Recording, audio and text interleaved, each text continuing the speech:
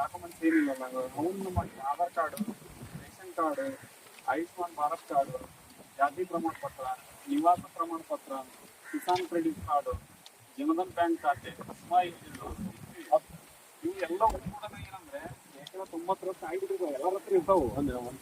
ಈಗೇನಂದ್ರೆ ಜನಾಂಗದಾಗ ಕೆಲಸ ಮಂದಿಗೆ ಇರೋದಿಲ್ಲ. ಅವರು ಏನಪ್ಪಾ ಅಂದ್ರೆ ನಮ್ಗೆ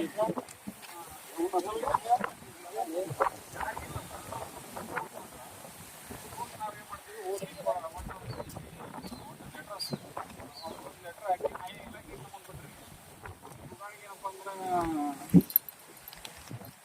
ಜಾತಿ ಪ್ರಮಾಣ ಪತ್ರ ಯಾರು ಕೊಡ್ತಾರಂದ್ರೆ ತಹಸೀಲ್ದಾರ್ ಕಂದಾಯ ಇಲಾಖೆ ಕೊಡ್ತಾರೆ. ನಾವು ಏನಂದ್ರೆ ಅವರಿಗೆ ಸಂಬಂಧಪಟ್ಟ ತಹಸೀಲ್ದಾರ್ಗೆ ಅವ್ರಿಗೆ ಸಂಬಂಧಪಟ್ಟ ಅವ್ರಿಗೆ ನಾವು ಲೆಟರ್ ಮಾಡಿ ಈ ಒಂದು ಅರ್ಜಿ ಅವ್ರ ಹತ್ರ ಹೋಗ್ತಾರೆ. ಲೆಟರ್ ಅವ್ರು ಹೊಳ್ಳಿ ನಿಮ್ಗೆ ಏನು ಮಾಡ್ತಾರೆ ತರೋದು ಇಮಿಡಿಯೇಟ್ ಆಗಿ ನಿಮ್ಮಿಂದ ಏನಂದ್ರೆ ಮಾಡಿಕೊಡ್ತಾರೆ.